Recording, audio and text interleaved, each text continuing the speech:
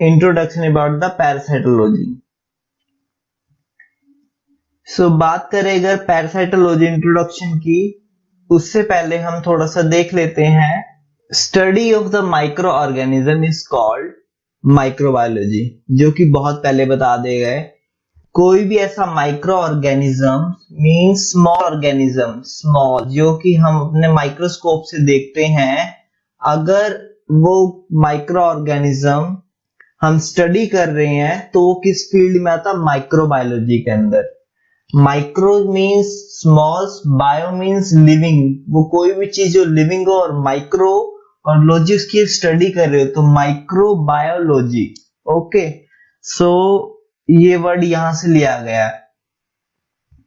अब इसमें बहुत सारी चीज आती है, जैसे fungus. So study of fungus is called as a mycology. Mycology, study of fungus is called mycology.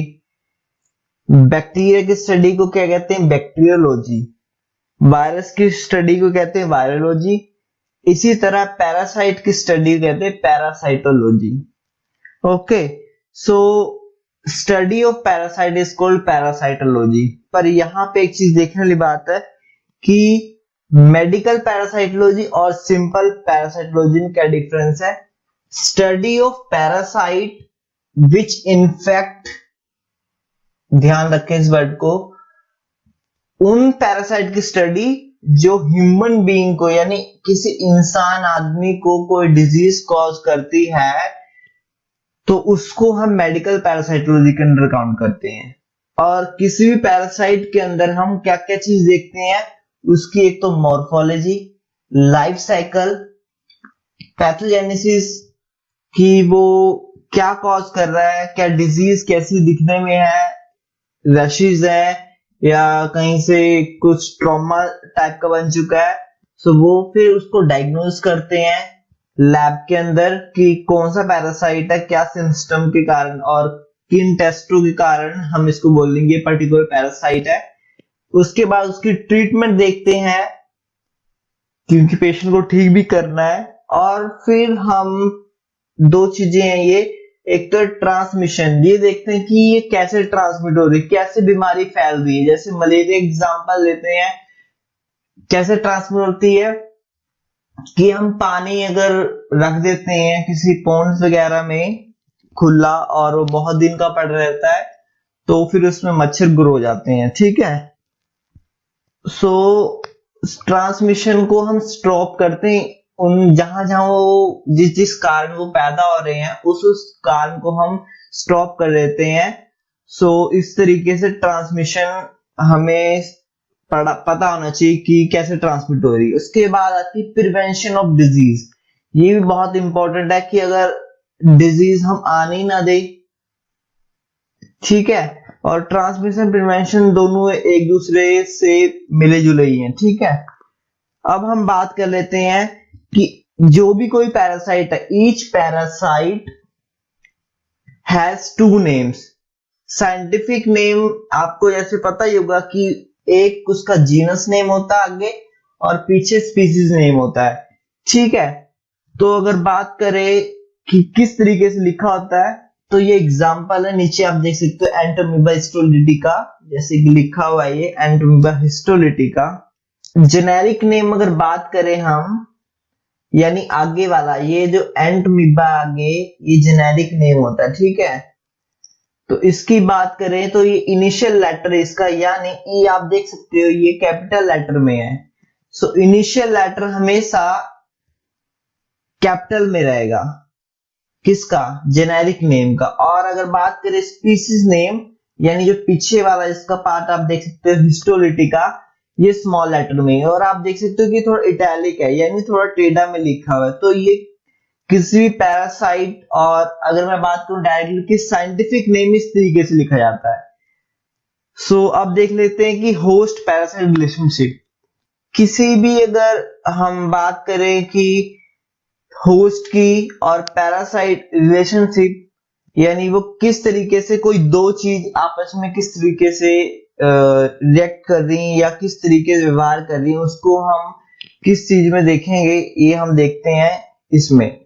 सो हमारे पास होस्ट और पैरासाइट रिलेशनशिप है जो ये 3 प्रकार की होती है।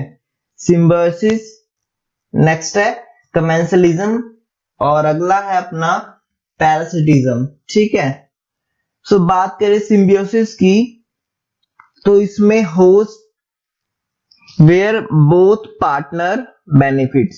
सो इसमें होस्ट और पैरासाइट दोनों को बेनिफिट मिलेगा, कोई नुकसान नहीं होता। ठीक है, neither of the partner suffer from any harm.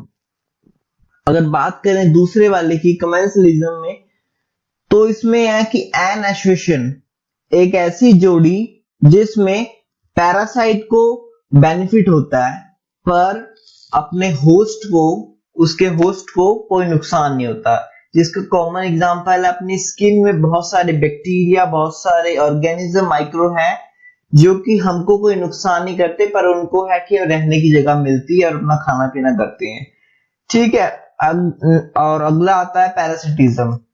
तो ये उस तरह का एक रिलेशनशिप है जिसमें कि पैरासाइट को तो बेनिफिट होता है पर जो उसका होस्ट होता है उसको इंजरी होती है, और यही है जो हम अपना पैरासाइटोलॉजी में जो पढ़ते हैं वो यही है। ठीक है, पैरासिटिज्म यही पढ़ते हैं हम। अब बात करते हैं पैरासाइट क्या होता है।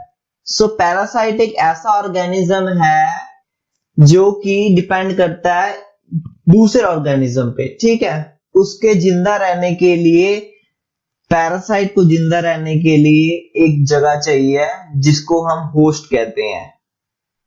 समझ लिए, पैरासाइट को खाने पीने के लिए किसी होस्ट की जरूरत है, और इस फिनोमेना को हम कहते हैं पैरासिटिज्म, जो कि अभी हमने पीछे पढ़ा।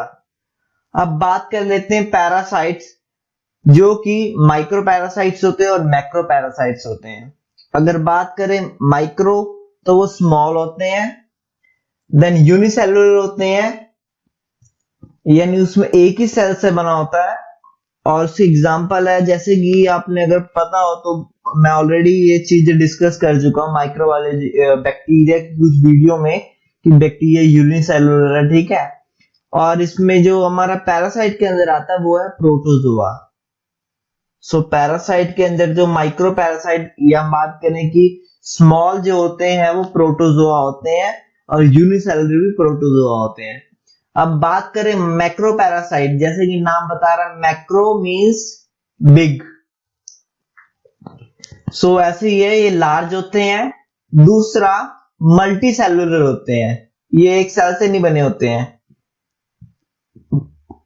और बात करें इससे एग्जांपल की, हेलमिंथीज होते हैं जिसके अंदर ट्रिमेटोड्स, निमेटोड्स, जो कि बहुत लंबे लंबे, जैसे आपने केचुआ देखा होगा, वर्म्स, अर्थवर्म, उसी तरह के स्टूल में हमें पेशेंट के जब वो स्टूल पास करता है तो उसमें दिखते हैं हम बड़े बड़े पैरासाइट। जब आपने सुना होगा आसे पासे अपने कि उसके जब वो बाथरूम में था तो बहुत बड़ा उसमें से कीड़ा निकला, हम लैंग्वेज में बोल देते हैं, तो वो पैरासाइट होते हैं। ठीक है, जैसे कि आप देख सकते हो इस पिक्चर में, यहाँ पे बड़े बड़े आपको दिख रहे वर्म लाइक्स, ये पैरासाइट होते हैं। अब क्लासिफिकेशन है जो पैरासाइट्स की, कि एंडो पैरासाइट, एक्टो पैरासाइट। यहां देख सकते हो एंडो मींस अंदर, एंडो मींस अंदर, एक्टो मींस बाहर। So endo inside. ठीक है, a parasite which live inside the body of the host is called as a endo parasite. जो कि इनसाइड यानी अंदर, होस्ट की बॉडी के अंदर रहता है, उसे एंडोपैरासाइट कहते हैं, जैसे कि प्रोटोजोआ एंड हेलमिंथीज। ठीक है, ऑलरेडी बता चुका हूं, प्रोटोजोआ है पैरासाइट का यूनिसेलुलर फॉर्म एंड हेलमिंथीज है मल्टीसेलुलर फॉर्म। अब a parasite which lives outside the body of the host, ऐसा पैरासाइट जो कि होस्ट की बॉडी में रहता है, आउटसाइड मतलब बॉडी के बाहरी हिस्से में रहता है, जैसे कि सर में जुएं हो जाती हैं, लाइस कहते हैं। और आपने देखा होगा कि जैसे कुत्ते, भैंस वगैरह के और भेड़ वगैरह के शरीर में कुछ लगा होता है कीड़ा जैसा सा, जिसे टिक्स कहते हैं। ये आप यहाँ पिक्चर में भी देख सकते हो। सो ये जो चीज है ये अर्थ्रोपोड्स, ठीक है। तो 3 कैटेगरी है, ये आगे डिस्कस करेंगे। एक तो है प्रोटोजोआ, हेलमिंथीज एंड आर्थ्रोपोड्स। ये 3 तरह के हमें पैरासाइट देखने को मिलते हैं। ठीक है, आर्थ्रोपोड्स में कौन से आते हैं? जो कि बॉडी के आउटसाइड रहते हैं, यानी सर में, जैसे मक्खी हो गया, ये सब जो भी पैरासाइट है, जैसे मच्छर हो गया, मलेरिया जो कॉज करता है, सो इस तरह के। और प्रोटोजोआ में हो गया एंटोमिस्टोलिटिका, जार्डिया लैम्बलिया, और हेलमिंथीज के अंदर हो गए हैं बड़े वाले हुकवॉर्म, राउंडवॉर्म, पिनवॉर्म। सो ये बहुत बड़े बड़े होते हैं, 3-3, 4-4 फुट, 2-2 फुट के भी हो जाते हैं कई बार, अगर टेपवॉर्म की बात करें तो हम। तो वैसे इंट्रोडक्शन वीडियो है, तो आप बस जस्ट एक देख लो अपने माइंड में, और प्लीज एक रिक्वेस्ट है कि कॉपी जरूर साथ में रखो। बहुत बिजी होके वीडियो बना रहा हूं मैं, तो एक रिक्वेस्ट है कि आपको अगर जरा सा भी रिमाइंड रह जाए कुछ चीज, उसके लिए कि कॉपी आपके हाथ में जरूर होनी चाहिए। और जो मैं बोल रहा हूँ वो शायद इसमें ना हो, और बहुत सारी चीजें जो कि एट ए टाइम माइंड में आती है और मुझे बोलनी पड़ती है। ठीक है, तो आप कॉपी जरूर लेके बैठे अपने पास में, ताकि एक एक चीज आप नोट कर सकें। ठीक है, अब है क्लासिफिकेशन बेस्ड ऑन हैबिटेंट। सो जहां जहां वो रहते हैं उसके हिसाब से क्लासिफिकेशन है। जैसे कि ऑब्लिगेट पैरासाइट, ऑब्लिगेट ऑलरेडी जैसे कि कल्चर मीडिया की वीडियो में देखा होगा, उसमें है कि फैकल्टेटिव एनारोब, ठीक है, ऑब्लिगेट एरोब, ऐसे से वर्ड आते हैं। सो ऑब्लिगेट मीन कंपल्सरी। ऐसे पैरासाइट, पैरासाइट का मतलब क्या है कि जो जिनको होस्ट रिक्वायरमेंट है, जो ऑब्लिगेट मतलब नेसेसरी। सो ये can not exist without a suitable host. ये ऐसे पैरासाइट है जिनको होस्ट चाहिए ही चाहिए, यानी कोई बॉडी चाहिए अपने जिंदा रहने के लिए, नहीं तो मर जाएंगे। अपनी लाइफ साइकिल पूरी तभी होगी जब इनको कोई एक होस्ट मिलेगा। ये पक्का ऑब्लिगेट पैरासाइट वो वाले पैरासाइट है। ठीक है, दूसरा फैकल्टेटिव। फैकल्टेटिव मतलब होता है ठीक है, मिल गया तो, नहीं मिला तो काम भी चला लेंगे अपना। सो ऑर्गेनिज्म दैट में live either a parasitic or free life। वो parasitic life यानी दूसरों पे डिपेंड भी हो सकते हैं और अपना मस्ती भी कर सकते हैं। अब तीसरा आता है एक्सीडेंटल पैरासाइट। जैसे कि बात है एक्सीडेंटल, बाय चांस, गलती से। So organism that attack an unusual host. Unusual मतलब उनका ये पर्टिकुलर होस्ट नहीं है, स्पेसिफिक नहीं है कि इसमें जाना है, पर गलती से चलेगा किसी भी कारण से। जैसे कि अपना काइनेकोकस ग्रैनुलोसिस में जो डॉग टेपवर्म है, डॉग का टेपवर्म है वो, पर गलती से वो बच्चे डॉग के साथ खेलते रहते हैं, कैट के साथ, ऐसे से करके। सो डॉग से मेनली आती है काइनेकोकस ग्रैनुलोसिस। ठीक है, सो एक्सीडेंटली हमारे अंदर एंटर हो रहा है, तभी उन पैरासाइट को भी हम पढ़ लेते हैं इसमें। एब्रेंट पैरासाइट्स। एब्रेंट मतलब होता है कि किसी समय तक वो चले गए, फिर उसके बाद डेवलप नहीं होगा, मतलब एक पर्टिकुलर समय तक ही वो रहेंगे हमारे पास। So organism that attack a host where they can not live or develop further. तो वो वहां आ तो गए पर बढ़ते नहीं, अपनी मतलब अपनी लाइफ साइकिल पूरी नहीं कर पाएंगे, तो वो एब्रेंट पैरासाइट्स के अंदर आते हैं। अब बात कर लेते हैं होस्ट की। अभी बात इतना सारा हो रहा है, वैसे जिनको पता होगा उनको लिए तो बहुत इजी है, पर जिनको नहीं पता तो उनके लिए थोड़ा होगा कि ये नई नई चीजें पता लग रही हैं। सो होस्ट, होस्ट क्या है?